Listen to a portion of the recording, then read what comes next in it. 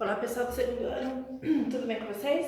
Hoje iremos começar a aula aqui em Ciências, tá bom? Temos uma correção, mas antes de começarmos a correção lá na página 23, vamos revisar aqui o conteúdo, tá? Então nessa página falamos sobre a colisão, né, de um carro, caso isso aconteça, acontece o ativamento do airbag, né, que é essa bexigona aqui, tá bom? Ele só é ativado se o carro sofreu uma colisão, bater, tá? Vimos também a prevenção de alguns acidentes, né? Como evitar aí alguns acidentes. Vimos também sobre os dentes, né? Cada dente tem a sua função. Crianças têm em média 20 dentes, né? Enfim, vimos aqui bastante coisa já. Agora nessa página 23 vamos fazer a correção, tá bom? De algumas atividades aí necessárias para ter uma boa saúde, tá? Então vamos lá, ó, letra A. João jogou bola e ficou muito sujo e suado. Então, é esse caminho vermelho aqui, ó, tá bom? Que a professora pintou de vermelho. Rebeca acabou de comer macarrão. Olha, é esse caminho azul, tá? O azul. Bruna brincou bastante e agora está com muito sono, é o caminho verde. Tá bom? Lucas está com as unhas compridas, é o caminho marrom, ó, meio marronzinho, tá? Cor de ouro, na verdade. E Maria vai almoçar com os pais, é esse azul escuro, tá certo? Na próxima página, tomar banho é uma das principais medidas de higiene. Durante o dia, mesmo não percebendo, nosso corpo acumula suor e sujeira, enquanto estudamos, brincamos ou praticamos algum esporte. Por isso, precisamos tomar banho. Letra A, todos os dias, pois assim mantemos nosso corpo limpo e evitamos várias doenças. 3. As unhas devem estar sempre limpas e aparadas, por quê? Para evitar doenças, tá bom? Por que precisamos lavar as mãos antes das refeições? Para não contaminarmos os alimentos. Relacione as imagens a seguir aos cuidados que devem ser tomados em cada situação. Então, ó, o carrinho. Usar cinto de segurança. Essa paisagem aqui, ó, do semáforo. Atravessar a rua utilizando a faixa de pedestre. O da bicicleta. Usar capacete, joelheira e cotoveleira. E aqui da casa, ó, não brincar nem deixar objetos nesse local, tá certo? Então devemos tomar aí alguns cuidados, né? Agora vamos lá para geografia. Em geografia, página 20, falando sobre paisagem, elementos culturais e elementos naturais, paisagem urbana e paisagem rural, né? Transformação nas paisagens, tá? Então, transformações são aqueles resultados, né, da ação da natureza, deslizamento, terremoto, tá? Paisagem rural, né? Com a presença de mato, grama, céu. Paisagem urbana, né? Com a presença de prédios, casas, tá? Elementos naturais, que são os elementos da natureza, elementos culturais, elementos criados pelo homem. Então, vamos lá na correção da página 20. Pintar as duas paisagens e escrever aqui quais os elementos que predominam na paisagem retratada na ilustração A. Então, temos árvores, rio, nuvens, tá? E morros também, tá bom? 21. Também pinta a ilustração, tá? Escreve o nome dos elementos presentes na paisagem retratada na ilustração B. Então, morro, pessoas, né? Tem outras coisas, árvore, céu, tá bom? Aqui, ilustração C e ilustração D. Estão vendo que tem uma certa diferença, né? Página 22.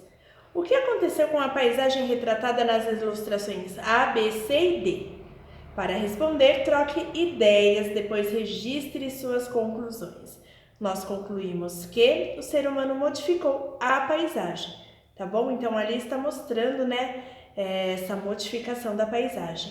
E por que o ser humano transforma as paisagens? Para torná-las melhor, cada vez melhor, tá bom? Por quê? Para viver bem, para atender às nossas necessidades, né? Para ter uma vida mais saudável, uma vida melhor. Então, para isso que sofre, né, as alterações. E aqui, relembrando, falando que elementos naturais, né? A plantinha é um elemento natural, porém a plantação de flores é um elemento cultural, tá bom? É um elemento que tem a ação do ser humano, tá certo?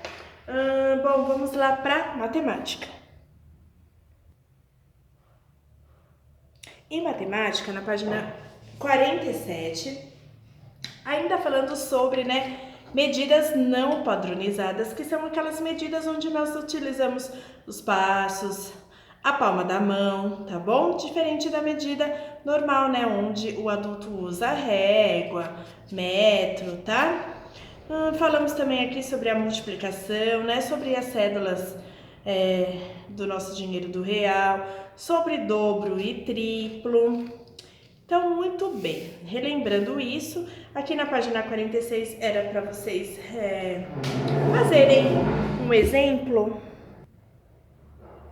da quantidade de passos, né? Comparando o passo de vocês com o de outra pessoa, da mamãe, ou do irmão, ou do papai, tá bom? Na 47, vamos lá. A tia de Luciana quer costurar uma fita ao redor de uma toalha quadrada. Luciana e a tia estão usando o palmo para medir o comprimento dessa toalha, observe. Então, aqui está o palmo, ó, tá? Eles estão usando o palmo. Quem tem o palmo maior, Luciana ou a tia? A tia. Porque Luciana e a tia encontraram medidas diferentes. Porque os palmos são diferentes. Usando seu palmo, meça a largura da mesa e pinte a quantidade de palmos que você encontrou. Aí vocês podem fazer em casa mesmo, da mesa na cozinha, tá? Milena construiu uma figura usando palitos de picolé. Qual é a forma da figura que Milena construiu? Um retângulo. Quantos palitos formam o contorno dessa figura? 6. O contorno das figuras a seguir foi construído com palitos de fósforo. Complete a tabela com o nome da forma de cada figura e a quantidade de palitos usados. Então, na primeira figura, é um triângulo e tem 3 palitos. Segunda figura, quadrado, 4 palitos. E na última figura, também um triângulo, 6 palitos. Faça uma estimativa de quantos passos faltam para Elisa chegar até o ônibus. Estimativa é o que vocês imaginam que seja, tá? Ó, mais ou menos contando desse tamanho, ó, de passo, ó, tá? 1, 2. Então, quantos passos? Eu coloquei 5. Tá bom, pessoal? Muito bem, essas foram as correções de hoje. Agora nós vamos lá para português. Aqui em português, na página 48, vocês irão responder em casa, relembrando que o conteúdo é sobre histórias em quadrinhos, né? Que são aquelas histórias onde os personagens têm as suas falas e expressões expostas, representadas em quadrinhos, tá bom? Em bolinho, quadrinhos, né? Por isso que é a história em quadrinhos. Falamos aqui da história em quadrinho do Menino Maluquinho, né? Do Dia do Contrário, que ele fez tudo ao contrário. Estão lembrados? Então muito bem. E do Ziraldo, né? Que é um escritor que foi justamente que escreveu aí o Menino Maluquinho, tá bom? Então vocês irão fazer a página 48. A 49 está falando um pouco aqui sobre pontuação, tem algumas atividades que vocês irão fazer, tá bom? Então, pontuação, o que temos aqui? Temos esse ponto que é chamado exclamação, esse ponto que é chamado interrogação, que vem no final das perguntas, temos esse 3 pontinhos que é chamado de reticências, né? Que é quando a frase tem uma continuação. Temos só esse pontinho que é chamado de ponto final. Temos esse traço que é chamado de travessão, né? Então temos aí algumas pontuações que são importantes, né? No meio de um texto, no meio de uma frase, tá bom? São importantíssimos essas pontuações, tá? Então vocês irão fazer a página 48 e a 49, tá certo? Agora vamos lá para história.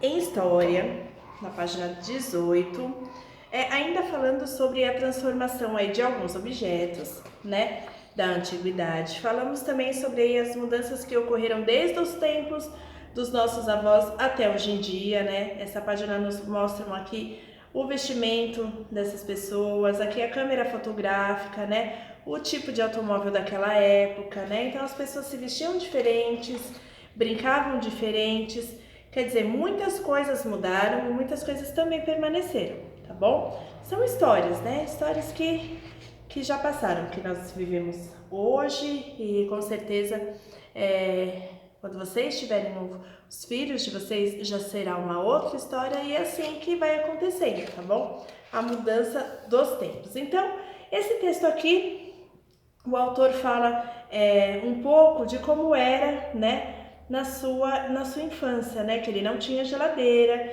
que a primeira geladeira ele viu foi na casa da avó dele, né, e não funcionava com eletricidade, e que ele viu era uma geladeira ainda pequena, né, que chamamos de frigobar, que ele achou o máximo, né, que ele via as pessoas passando na porta da casa, né, das outras vendendo as coisas, né, tudo por um bom preço, chamando as pessoas de freguesa. Então o autor do texto fala um pouco sobre isso, tá bom? Em casa vocês leem aí devagarzinho, tá? Com a ajuda do papai e da mamãe. Então tem a página 18 que vocês podem fazer e a página 19, tá bom?